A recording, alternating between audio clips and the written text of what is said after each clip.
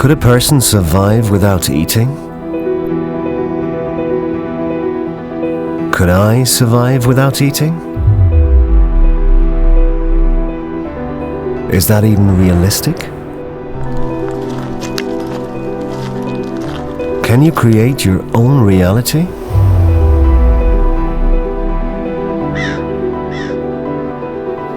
To find out, I went on a journey to a 166-year-old monk and lama, Itigilov. I wanted to expand the limits of my imagination, and I wanted to know more about the ancient secret of samadhi, a state of consciousness that comes close to the dissolution of the mind.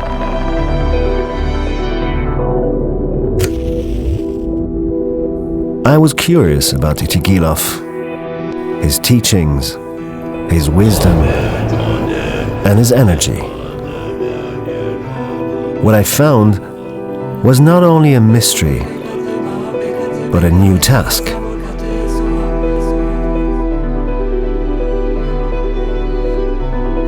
Therefore, this is not only my story, but also the story of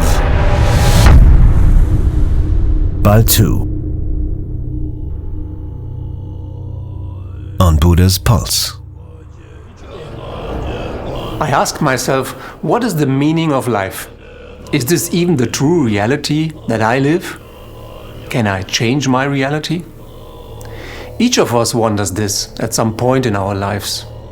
I have always been concerned, what do the great masters do differently? And what do the teachers and the gurus know that I don't? And can I learn it from them? So very early in my life, I set out on a journey to find out. I've traveled all over the world, from the Amazon to Egypt to Bhutan, a largely unknown kingdom with traditional Himalayan customs and Tibetan rituals. It's the country with the demonstrably highest inner happiness, which I was able to experience there.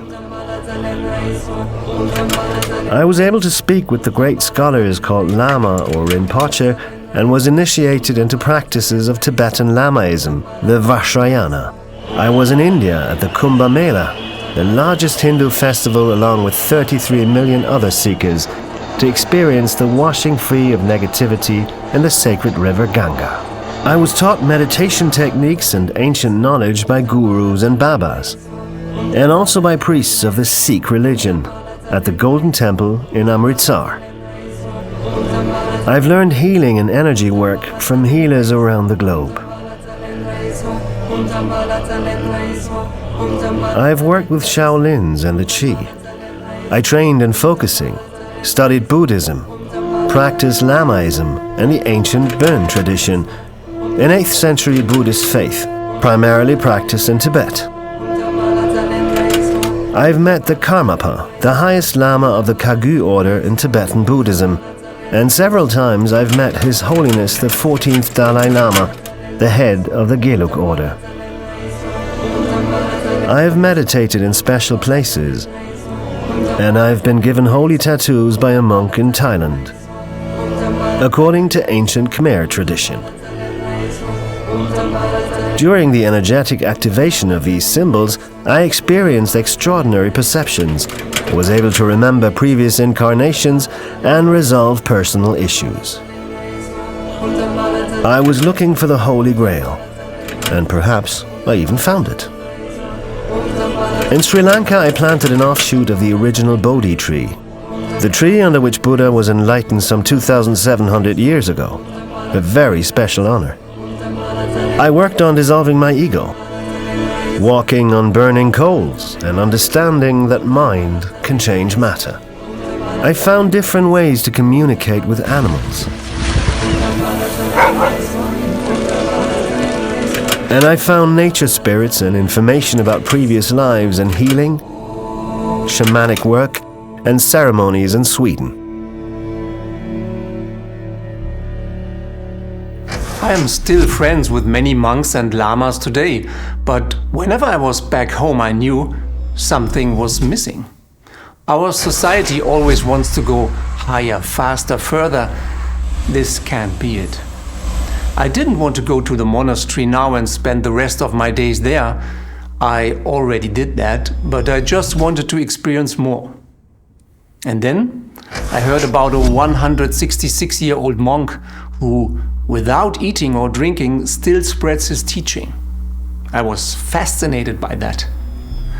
I'm not a big eater either, and the question of whether you can produce enough energy without eating was extremely exciting to me. Can you really live without food? So I set out on my journey again. And this journey was to be very different from all the previous ones, because I found a special secret that I had not expected. I'm traveling to Mongolia, a place full of myths and legends.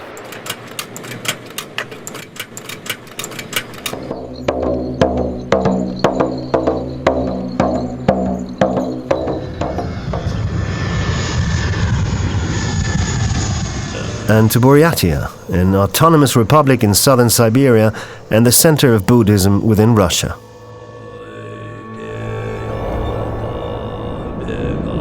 I see the Ergeborge Datsan.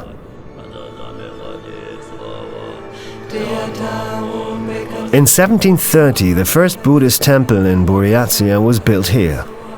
The first head of all Russian Buddhists was the Khambo Lama Dambar Darza Zayayev. He traveled to Mongolia and also to Tibet to honor the Dalai Lama and the Panchen Lama, the highest and the second highest Lama in Tibetan Buddhism.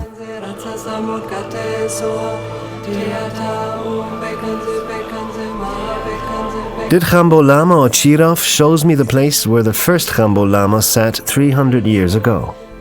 Sitting here fills me with awe.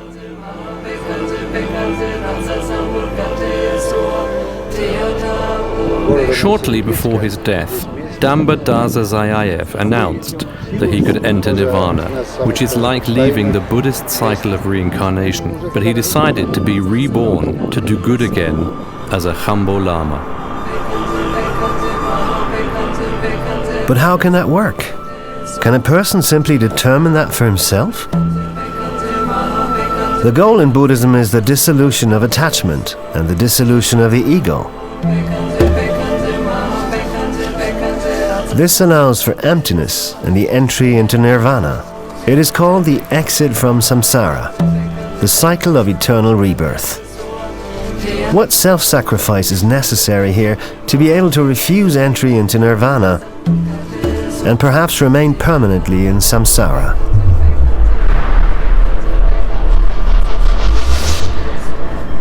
This is not only the self-sacrifice of the ego, it is the self-sacrifice of the complete being in favor of all living beings, or the greater whole.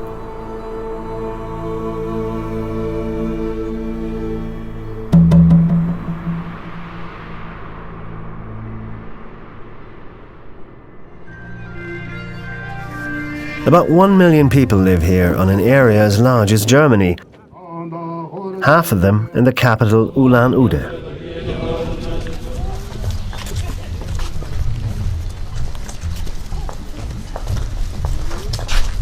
Originally a nomadic people of horsemen, the majority today professes to Buddhism.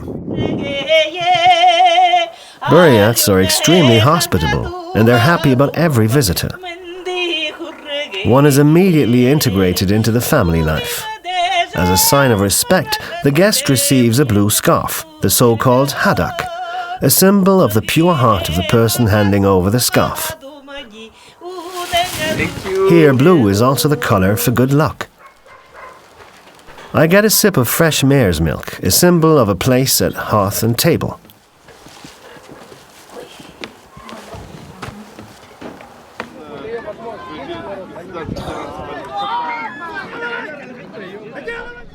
Buryats are proud people, believing in tradition and its preservation.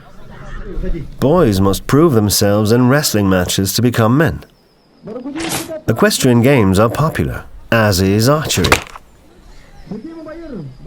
Only if you banish your thoughts and focus on the target consciously does the arrow hit. Thoughts are distracting. It's about emptiness. The same principle as in samadhi. The deep meditation to experience one's own being, the pure self-realization. In this state of emptiness, there is no feeling of hunger, because one's attention is not on the body, but it's shifted into other subtle energies of our being. I want to know more about this very technique. In Ivolginsky, near Lake Baikal, I visit the hill with the mantra Om Mani Padme Hum, the universal mantra of love and compassion. Loosely translated, it means, O thou jewel in the lotus blossom. It is the main mantra of the 14th Dalai Lama. Devotees circle the hill clockwise and recite the mantra using their prayer chain, the mala, at least 108 times or more. It is recited worldwide, but especially in Tibetan exile and Bhutan, and very creatively applied everywhere. In this way, believers connect with the mantra energy of the whole world and, through the recitations, spread this information. The same idea is behind the chanting of the prayer wheels. Mantras are written down in the wheels and rolled up in barrel form, usually blessed by lamas or rinpoches.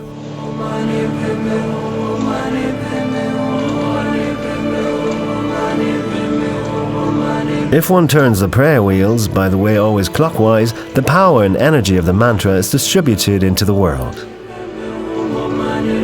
It is said to have a positive or healing effect. Whether a Buddhist or not, getting involved in these rites connects with the daily routine on the ground. I also mentally adjust and open myself to everything, in order to experience more than a normal pilgrim or a normal tourist.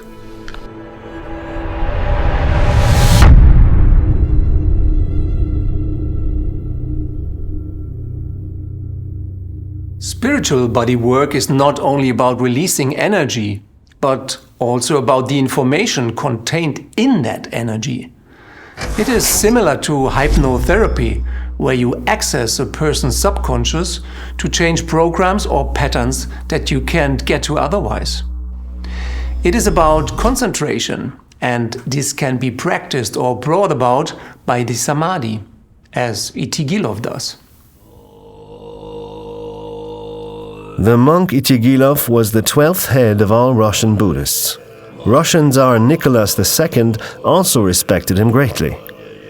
Itigilov was born an orphan in Old Sidogo in 1862. At the age of 5, while warming his feet in dung in a cattle shed, he already said that one day he would become a Khambo Lama.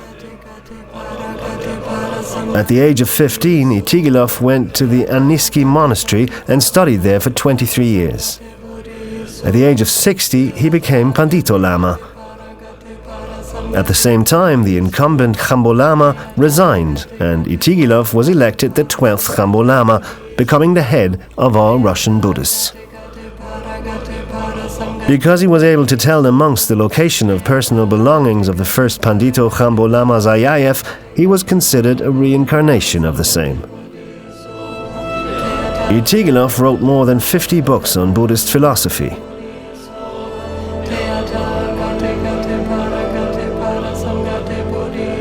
Before leaving the world, Khambo Lama wrote a letter to his descendants predicting the repression of Buddhism in the 1930s and his later return in the future.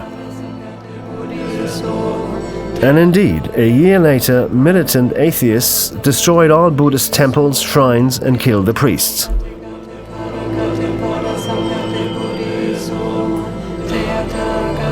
In 2002, the monks followed his prophecy and exhumed him.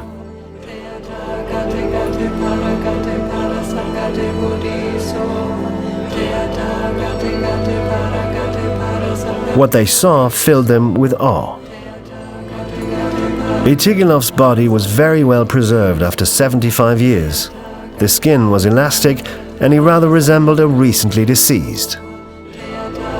To the monks, Khambo Lama Itigilov was not dead, but in a state of samadhi meditation. He had returned to them as prophesied. They brought him to the Ivolginsky temple, where he's visited and venerated by monks and pilgrims to this day. Many call this humbug, impossible from the medical point of view, but these are evaluations from a distance. Without ever having been there themselves, I want to see it with my own eyes and pursue the question of whether there's more. More than we can imagine, because spiritual experiences often remain hidden from us by scientific explanations. And just because we can't imagine it doesn't mean it doesn't exist. What if everyone could achieve the samadhi state? What energies could each of us release to live a better life? Could we stop eating? Could we minimize or eliminate diseases? I traveled to the Ivolginsky Datsan, the temple complex where Itigilov is today. There I visit the medicine lama, Dashini Lama. I want to know more about Itigilov's medical condition and the idea of minimizing the diet in order to perhaps someday be able to reach the samadhi state myself. I have been self-experimenting for a few months, eating only one meal a day. Am I healthy at all? Or am I missing important minerals, vitamins, or something else? In Tibetan medicine, there are three main diagnostic techniques. The first is observation, then questioning the patient, and finally, pulse diagnosis. Lamas study at least 12 years to be able to give a detailed description of the physical condition exclusively through these three techniques, especially the pulse diagnosis. If you have the chance to experience how medicine lama gives a diagnosis after 3 minutes, which might be in accordance with examinations of Western doctors, you will be surprised and extend your imagination. I am a little nervous about how my diagnosis will turn out. Well, my dear, I've been in practical work for many years, and so far, I have not been allowed to examine any European in this condition. I'll make it short. You are in perfect health. I can't find anything wrong with you. The reason could indeed be that you obviously eat only what your body really needs, and that you have gotten out of the habit of eating 3 times a day, just because you were brought up that way or you got used to it. And on the other hand, it is good that you do not forbid yourself anything when you are hungry or have cravings. This also keeps you in balance. What would I have to do to not eat at all and still be able to live healthy? Pay attention to your inner fire, the Agni, and listen to the real words of your subconscious mind, not your habits. Then transform the energy you would take in through your food and add it to yourself in other ways. If you eat too much, or even unhealthy food, your organism needs more energy to bring the toxins out of the body again than you have taken in through the actual food. And very important, look inside. The outside, your social environment, will only distract you and show all imaginable possibilities why this is not possible. This sounds familiar and logical. Is Itigilov in a comparable state? Is this samadhi? We describe the state as tukdam. In samadhi, one can return to the actual life. In tukdam, let's say mind and soul, remain in this state without loss of time. This is a millennia-old Tibetan technique, which is not unique in the Himalayas, but is largely kept secret. I want to learn more about that. I visit Sojan Lama, who trains the monks in the samadhi practices.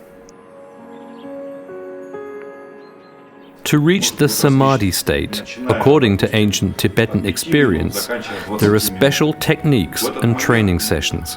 One example is the attainment of a certain body temperature via a state of concentration, which is visualized by imagining a nail inside the body with the tip glowing at about the level of the solar plexus. To practice this, the lamas go to a frozen lake in winter. They punch a hole in the ice, get into the freezing water in just their underwear, come out wet, and then they must spend the night in the yurt without a stove. Through this concentration exercise, they visualize a nail in the chest with the tip at the solar plexus. And the tip of this imaginary nail begins to glow. This heats up their bodies, and the next morning they come out of the yurt dried. In fact, though, about 80% drop out, because this concentration exercise is so hard to hold. It is again about focusing, similar to the training of not eating. But I can't recommend that. It takes years of preparation to achieve that high concentration that you really can master that cold. There was an Indian, Prahlad, who had a kind of god appearance at the age of 7. He stopped eating and drinking from that time on. After all, he lived to be 91 years. In 2010, medical experts investigated whether this was possible at all. They watched him with cameras around the clock for 10 days and had to admit that it was obviously true. And in Sri Lanka, I met Kirby de Lannerol, who had also received visions and images. After reading the Bible, he also got an apparition, and since then, he eats at most once or twice a month. He does drink, though.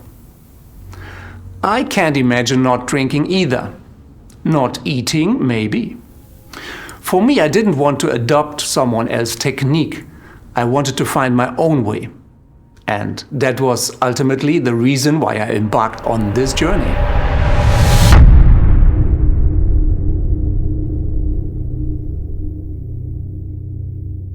Tomorrow is the anniversary of Itigilov's excavation, which means he will be in his 166th year. Totally crazy. But I want to get to him before, not with 1,000 pilgrims. I'll ask Didhambo if it's possible. What I don't know is that his answer will change my life. Didhambo Lama, is there a possibility to see Itigilov before, and what would I have to do for that? You have to do what you are already doing. There is a reason why you are here. And just for that, you need a lot of clues, and you should be very conscious. I have here a small book for you, which I bless for you and give to you with pleasure.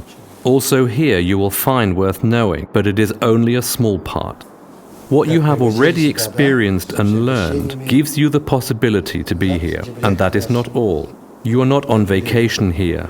You have a special task. It is much more than just arriving here as a pilgrim.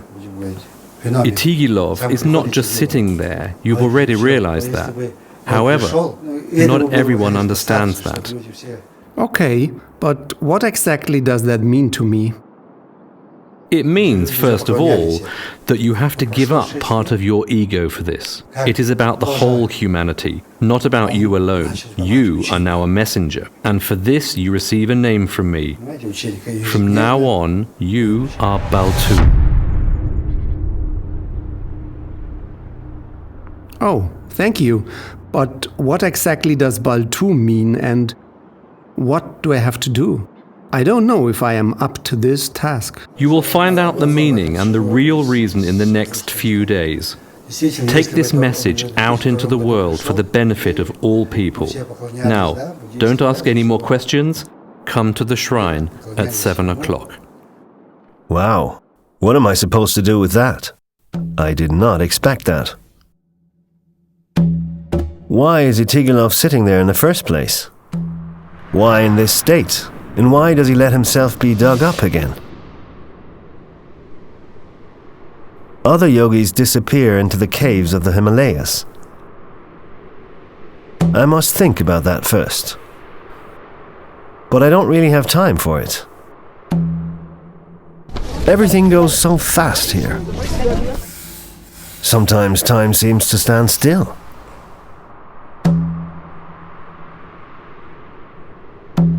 I feel ignorant and small. I start having doubts. Will I be able to understand all this at all, and how should I implement it for myself? In the evening, the time has come. I wait in front of Itigilov's shrine. I get more and more nervous.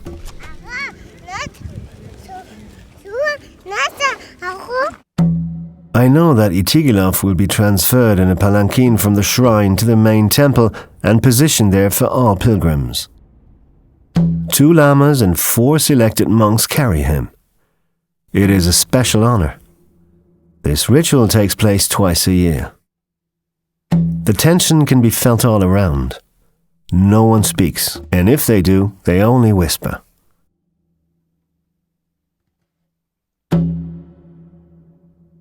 Many pilgrims are waiting. Itigilov is very revered. He is something like a savior. Suddenly, Dirkhambo Lama stands behind me and pulls me up the steps to the waiting monks. We enter the shrine. Confused looks from the lamas and monks follow, wondering what I am doing here, but no one says anything. I see Itigilov. He's sitting in his glass box. I go to him and bow. It is an incredible experience for me. 2 lamas who are taking care of him are busy preparing to transfer him to the palanquin. I sit against the back wall, listening to the chants and prayers preparing the ritual.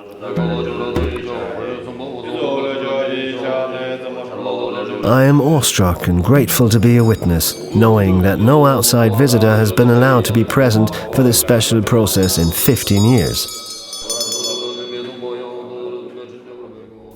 An unusual moment arose when Itigilov's scarf got caught on the edge of the sedan chair.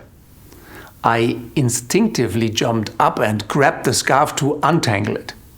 The lamas looked at me in shock, because as a normal mortal, I should not touch the scarf at all. But in the end, however, Itigilov could be safely put down in the palanquin, and then everything was peaceful. Everyone smiled. I stood right next to him and was very excited because I could feel him so close, and it was very special. He was not like a doll or a figure that had been dead for a long time. I felt a special energy emanating from him. Then the palanquin is taken up. I move aside to make way for it to be carried out of the shrine, and suddenly I hear, "Baltou, you have to carry the palanquin." Before I realize what's happening, I am pushed to my carrying position. My heart is pounding. However, the door is too narrow. I slip through the side door, back outside to my position.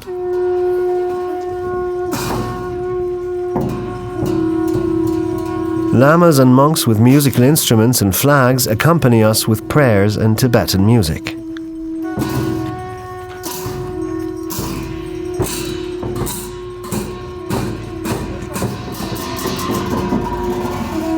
All kinds of thoughts run through my head. Don't trip. The palanquin could fall to the ground. The monk could break apart. Try and stay concentrated.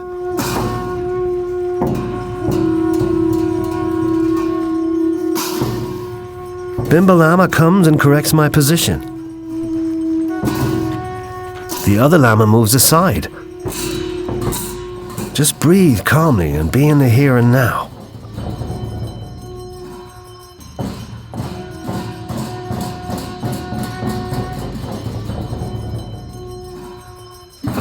Now I fully perceive Itigilov's energy.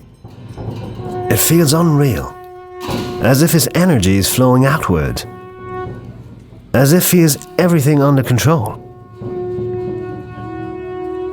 The seconds flow as if in slow motion until we finally reach the temple. Everything feels as if packed in absorbent cotton, as if in clouds. I no longer perceive anything else. Once inside the temple, lamas and monks look at me again in disbelief. Now Itigilov is lifted out of the palanquin and placed on a prepared pedestal. A shawl with the 8 Buddhist symbols of happiness is put around him, and the palanquin is carried away. Dirkhambo Lama is the first to bow to Itigilov, and at that moment the tension in the room seems to have dropped. More lamas fall to the floor and pay their respects. Behind us, the doors close. More monks enter the temple, and soon the first pilgrims follow, wishing to place a scarf in front of Itigilov to pay homage.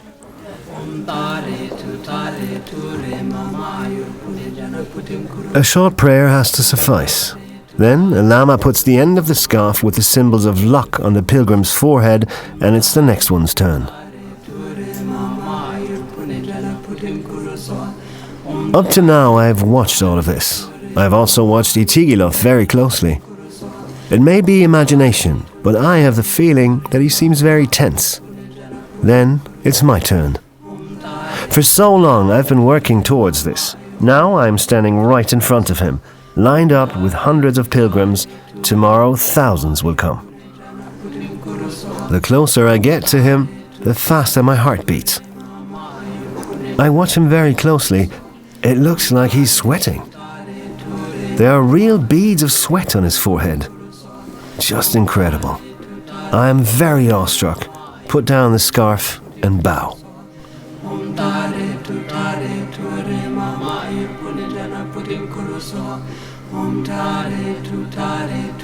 He's not like a doll at all, and he doesn't really look dead. It feels like he's sitting in meditation. I almost imagine that he's communicating with me.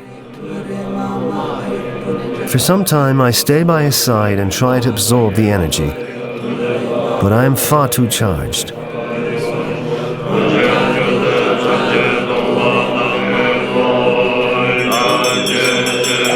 How can it be that he sits in this position almost intact for so many years? And most importantly, why? How could he have known then that there would be riots, that Buddhism would be almost wiped out in Buryatia by the Soviets?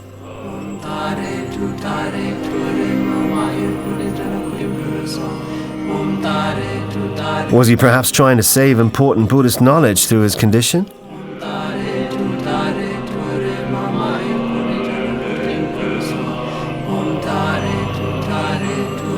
I would like to find out and continue my search, asking Khambo Lama and the others. He invites me to visit places with him that he's never shown to others, a real honor. We drive to Orongoi, a small village of barely 2,000 people, Itigilov's birthplace.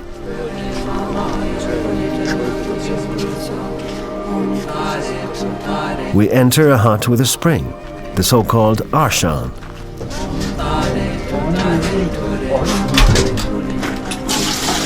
The water here also symbolizes the elixir of life.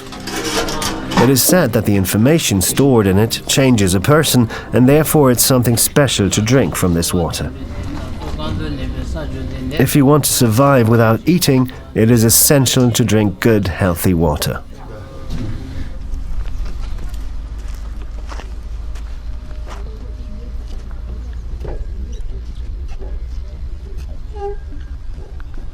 Photos and rituals establish the connection with higher forces, which, by the way, also want to be fed. For this, food and drink are offered to the gods. These customs are still practiced very seriously today.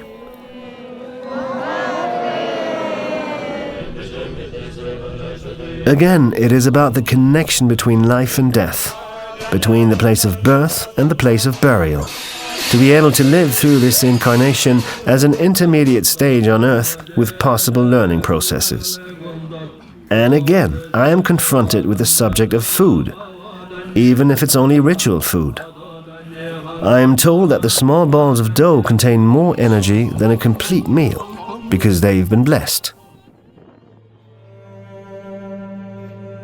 I want to visit the burial place of Itigilov and meet the head of the information center. In 2004, several lamas meditated on a nearby hill here for several days.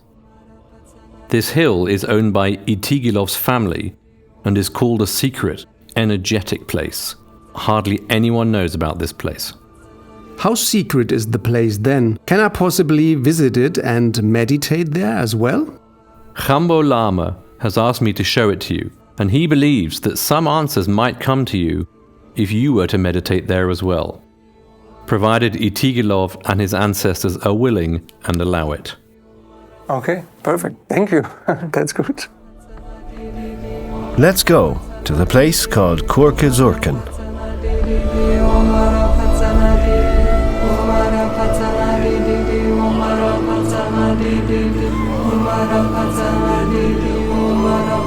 It is said that the ravens symbolize the ancestors. They are the guardians of this holy place. It's strange that they come right now. I have an awkward feeling. A positive signal would be nice. At this moment, a rainbow appears. Wow, I'm impressed. A little bit calmer, I continue the journey.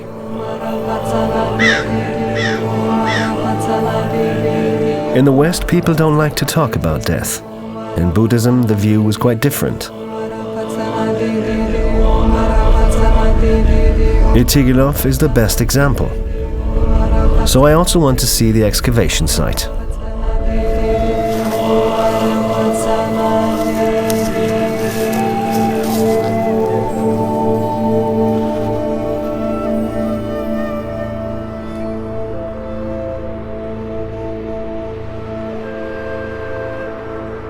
We continue to Murzinsky Datsan, where the very first Pandito Khambo Lama Zayayev had worked.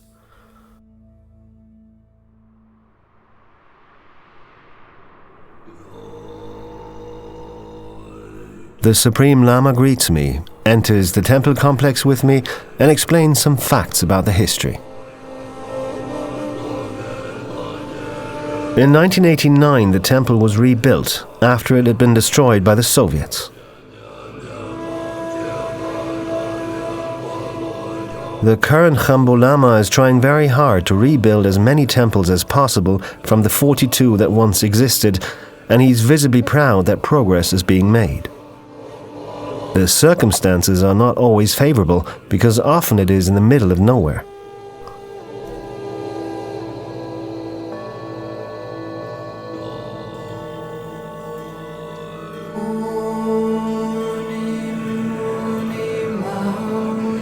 If you ignore your senses and stop evaluating, sometimes insights and answers that you've been searching for a long time come to light.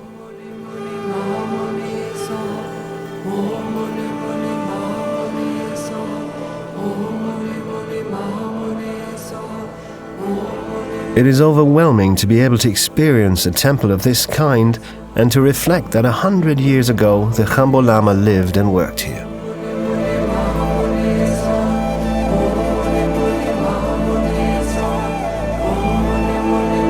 Fortunately, the sun rises anew every day. Here you feel how small your own light is, but how great it can be in community. Is Itigilov perhaps the symbol of rebirth? I am curious to find out about his role in this and about the part I am playing. And since Khambo Lama had prepared a decent tour, I had to cover the distances to the temples partly at night. This was not easy without signs and overview, but it was exciting.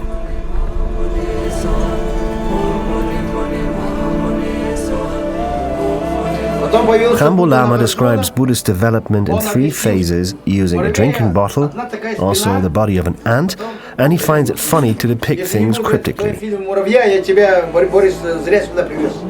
I think he knows that ordinary mortals can't understand most of it that way. And after that, enjoy your meal. I refuse. It's not appreciated, but I really don't feel like eating. Okay, so really all of this does not bring me further.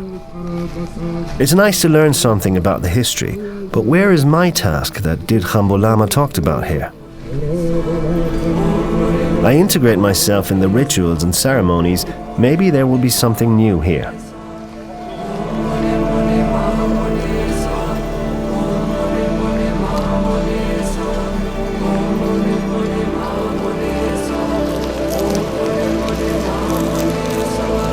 And again, the connection with the deities and the offering of drinks. I take the vodka.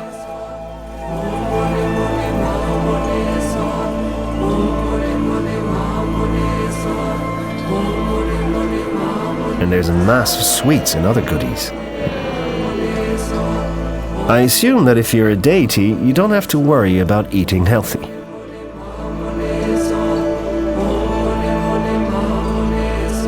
There were an insane number of new impressions.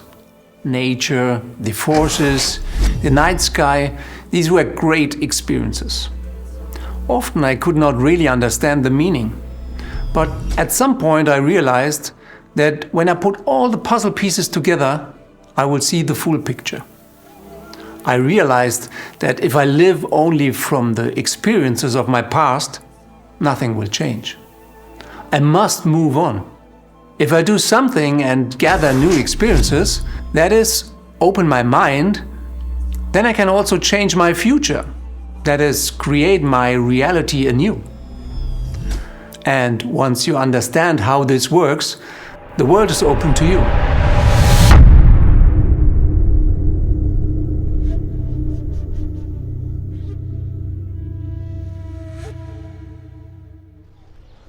Today, the festivities and the main prayer in honor of the 15th anniversary of Itigilov's excavation will take place. An overwhelming mixture of folklore, tradition, music and dance. A special performance highlight is the singing of Ludub, a blind boy who's developed quite extraordinary abilities. I go back to the temple to meditate.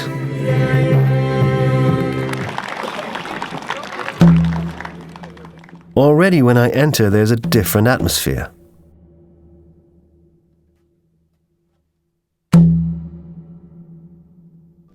Very many lamas, also from outside, have come, and thousands of pilgrims are standing in front of the temple door. Actually, there's no way through for me. Fortunately, the lamas know me, and I am allowed to walk with Didhambo Lama directly into the temple to the front. I have hardly arrived at the front of the temple when I'm confronted with food again, right in front of Itigilov's eyes. Everyone is eating, but he is in the tukdam state and does not need it anymore. He sits exalted above it all. Is it just that? Because he's free from it?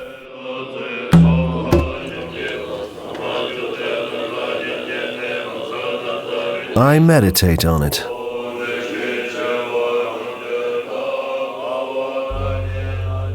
In meditation, many images appear. I see the Dalai Lama and a Rinpoche in a speech about the Panchen Lama who was taken into custody by the Chinese after the Dalai Lama fled Tibet. The Panchen Lama finds the rebirth of the respective Dalai Lama and vice versa. Without the Panchen Lama, how can his rebirth be found at all in the future after his demise? Without the Dalai Lama, without the head of the Gelug school, that is, the yellow caps, would Lamaism collapse?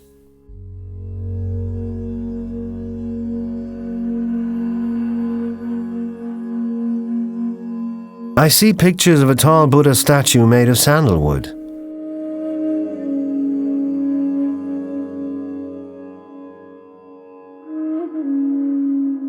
And I see Didhambo Lama in meditation, explaining to me that this is the oldest Buddha statue carved right after Buddha's death.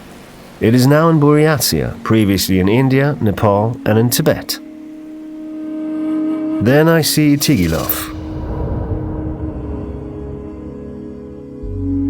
Energy is flowing from his crown chakra, enclosing all the people in the temple in one big, common, bright ball of energy. A question germinates in me. Is the future of Tibetan Lamaism perhaps planned in Buryatia?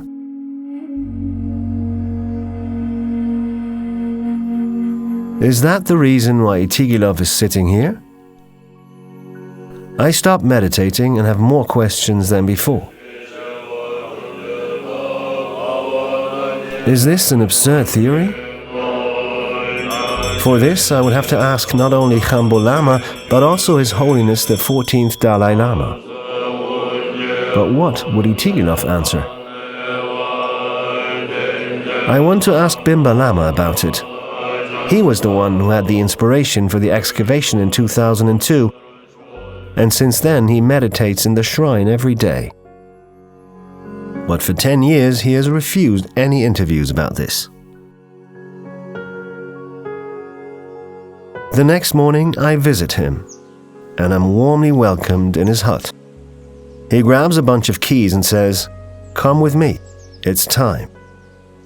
What does that mean now? Time for what?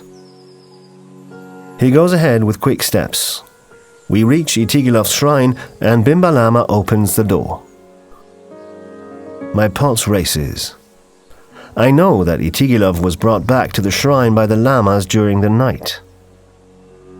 Entering, I look directly at the original box in which Itigilov was buried. The door slams shut, and there he sits. Itigilov, back in his glass box. The door of the box is open. He seems very peaceful, much more relaxed than yesterday, and he's not sweating anymore. Bimba Lama does not seem to want to explain anything at first. He apparently behaves as he does every day. He pours blessed water into the prepared chalices, lights incense and turns the prayer wheels.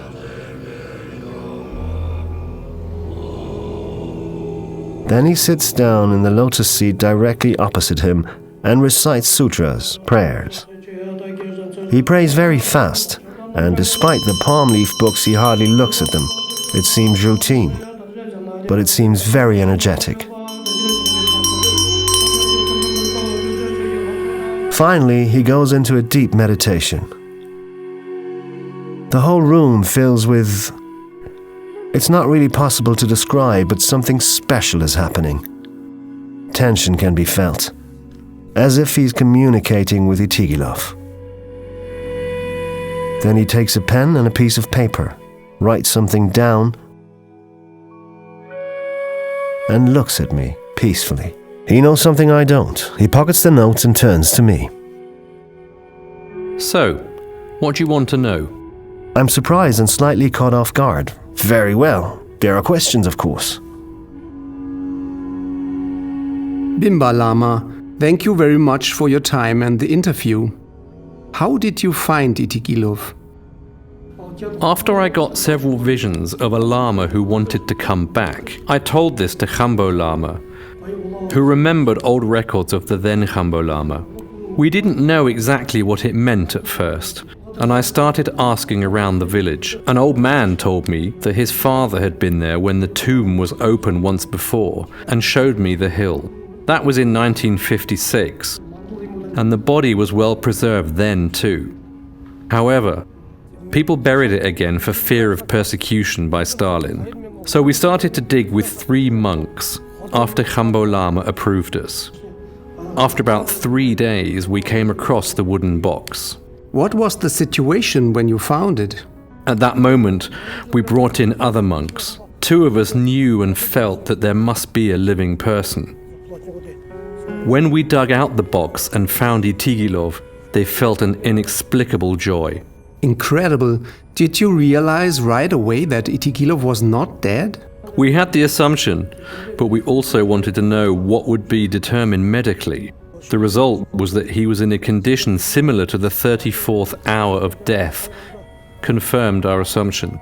Fortunately, the medics knew nothing about the actual background, so we were able to take him back. And then, what happened when the shrine was built and he found his place here? Well, of course, many things happened. For me, what was special was that I was able to expand my connection with him, to talk to him.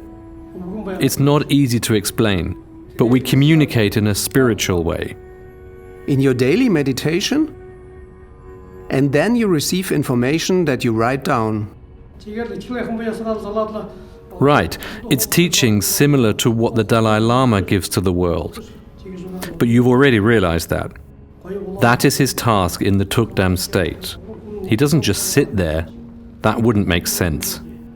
Will Itigilov give his teaching only for a certain time? And why don't we know about it? It will never end.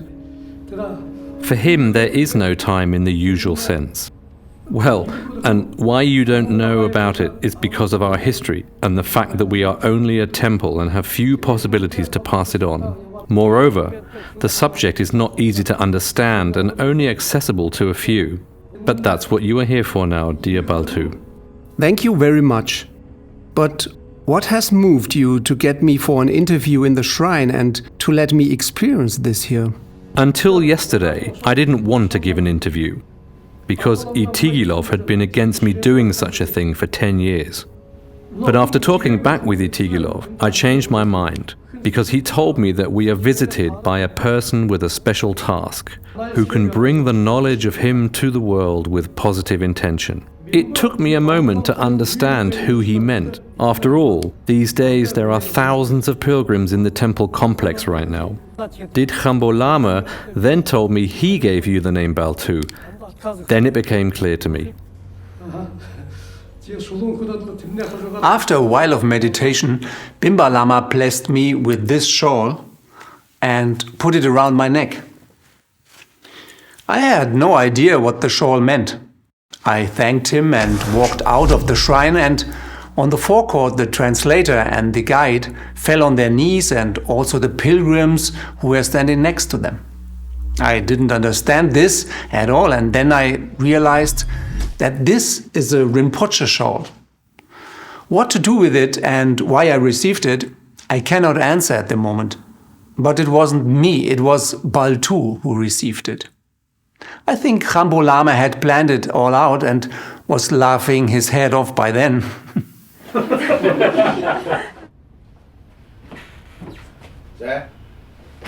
Bimba Lama gives the message to Khambo Lama Ayuchev, who translates it and then spreads it online on Facebook. The spirit from the 18th century transported to the 21st century to continue to assist people with his wisdom.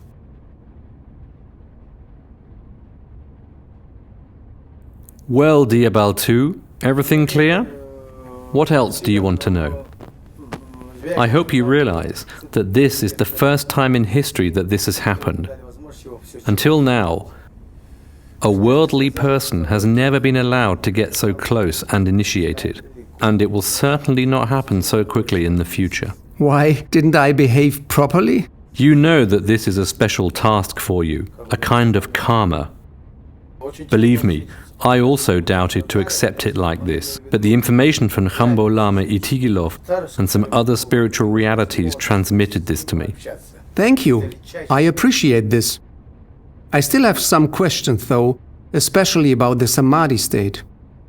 I had the feeling in the temple that Itigilov was sweating, and the next day that he changed in the face. What is true here and what is imagination? We measure Khambo Lama Itigilov's weight and body temperature in his shrine daily. In his glass box, we take care of good air and right temperature. However, we often leave the door open. He likes it better. During the measurements, we have differences of up to 1 kilogram or even 1 degree of temperature deviation. At first, this worried us a lot, but with time, we understood that this has to do with his energy. Bringing him to the temple house is also stressful for him, not only for us. That he sweats then is not unusual, but he also uses the festivities to transmit a lot of information to the pilgrim. Maybe you were able to receive something yourself, and depending on his state of mind, it can also happen that his body shows slight changes. There was even once a slight blinking effect. Once you could observe the opening of the mouth. We have a lama who only takes care of these issues. Okay, then it explains a lot for me. Sometimes I don't know what is real and what is unreal. That would be too simple. For the layman, it is probably just as difficult to imagine that a Tibetan medicine lama can learn more about the patient than a Western medical doctor just by a few minutes of pulse diagnosis, as it is that it is possible that a nail in the body begins to glow through a state of concentration. Yes, but it is precisely because of this lack of imagination that one never reaches the samadhi state. We visualize this glowing nail in the body with the tip at the solar plexus in training in the same way as Khambo Lama Itigilov also created and manifested it in his body. He also keeps himself stable in his lotus position through this nail. He controls his body temperature through it. Therefore, it changes when he is less concentrated due to stress. A difficult task, and no wonder that the lamas train for it for years and disappear into the caves in the Himalayas to practice afterwards. That's why this is not my training. I have other things to do here. But you can start to practice. Maybe you will become enlightened, but only after you have fulfilled the mission here and brought the messages to the world. Understand? I understand. It would be enough for me to understand a part of it and to implement it in such a way that I might not have to eat in the future. No idea where it leads me as Baltou now. The idea, not to eat anymore, has led me through the samadhi state to Itigilov and now further. I'm excited to see what you make of it. I will certainly need some time to process everything. Thank you for the opportunity to travel with you and experience such incredible places and moments. So now I am Baltou. The word obviously has the meaning of the blacksmith hitting the iron with the hammer and making the iron glow. So it's about the will, about focusing, about the power, and this awareness to make the iron glow. That's Baltou. Baltou's task is to bring the message of Itigilov from the 18th century to the world of the 21st century. Bimba Lama receives them. Some are written down in the booklet, and a message follows at the end of the film. But can you survive now without eating? This question cannot be answered the same for all people. It certainly depends on a personal spiritual development and physical constitution. Important is the conviction that it is not about losing weight or fasting, especially not about achieving an ideal of beauty. It is about energy work and becoming aware of what our body really needs to live healthy. For me, it is clear that I could practice this, but not in my current social environment, living more on the outside instead of on the inside. While this is still the case, I practice, as a friend called it, concept-free eating. In fact, one main meal a day is enough. And what the future brings, we will see. At the latest, when I reach the samadhi state, some things will happen by themselves. Because then the main attention is in the subtle and no longer in the dense body. But that is then a completely different story.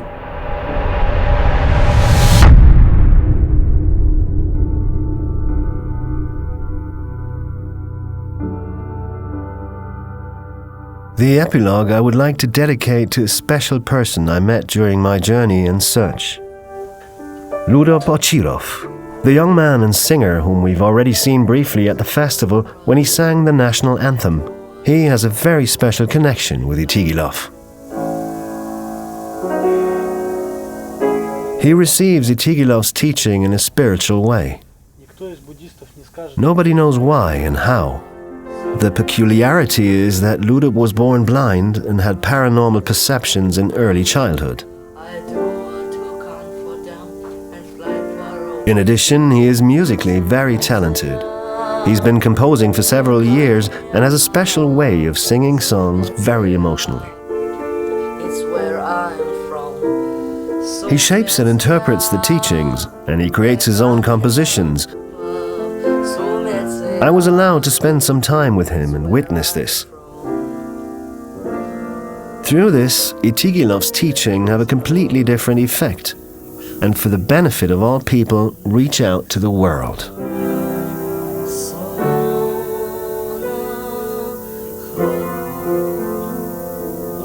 I wish all people had the possibility to experience Itigilov's teachings, even if it involves self-reflection and action to find them, to interpret them for themselves, and to implement them.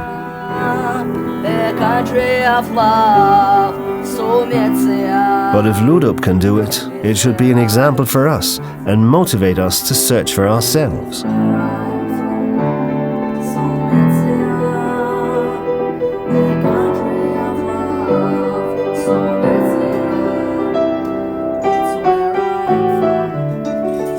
If the key to this truth was simply lying in the streets, it would be no speciality, no realization, and would not need a mystery and a phenomenon like Khambo Lama Itigilov.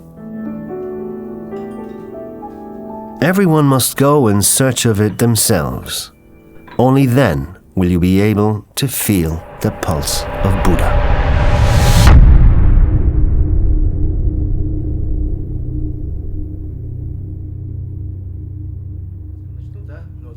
Сентябрийн 24-нд дахиад сарын 4-ны хөхө баруудыр Ичигил хамбаламын сургаал. Их гал үзэгдээд галда юм үргэгтэй гэж дуулда. Ичигил хамбалам их мактаалар дээдэ тахихада ялаж төгс нүгшсөн сонсох гэж аялда. Тренинг биеда тайлбарлап, мөн өдөрт 15 жыл болсон Ичигил хамбаламын мандазаласан ин. Энэ их уширтай юмын бүдэ жыл бүр тэндэглэжэ хамбалама мактын залбарын мандал үргэнэмнэ. Тихэдэ энэ сургаал дагуу мөн өдөр манай эдэмбрэлтэй уйлдэх уйли борхон багш оро сонсоха. На русском языке, значит, учение Хамбаламы Итигилова 24 сентября в 4-й лунный день. На фоне большого огня слышно: «Сделайте подношение огню». Хамбалама Итигилов указал: если мы сумеем большим восхвалением поднести подношение, то Будда ему не услышит. Сегодня мы отмечаем 15-й год, как к нам вернулся Хамбалама Итигилов. В связи с этим мы совершили подношение мандалы и поклонение нашему учителю. Такое можно услышать только от Хамбаламы, что Будда нас слышит.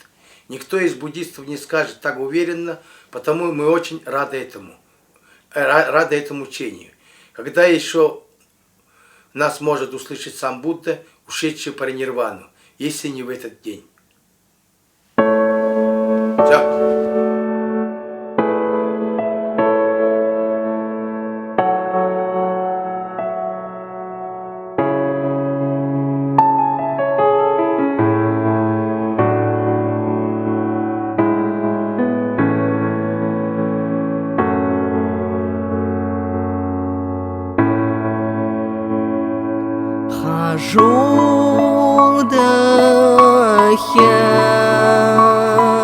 Ламада хандакты харжама даже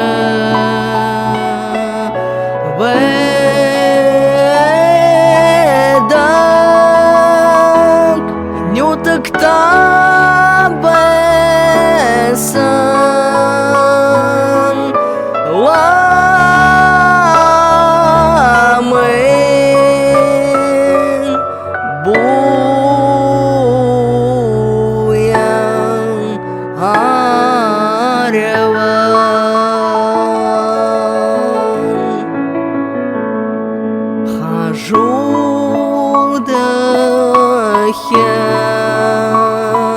Ламада хандакты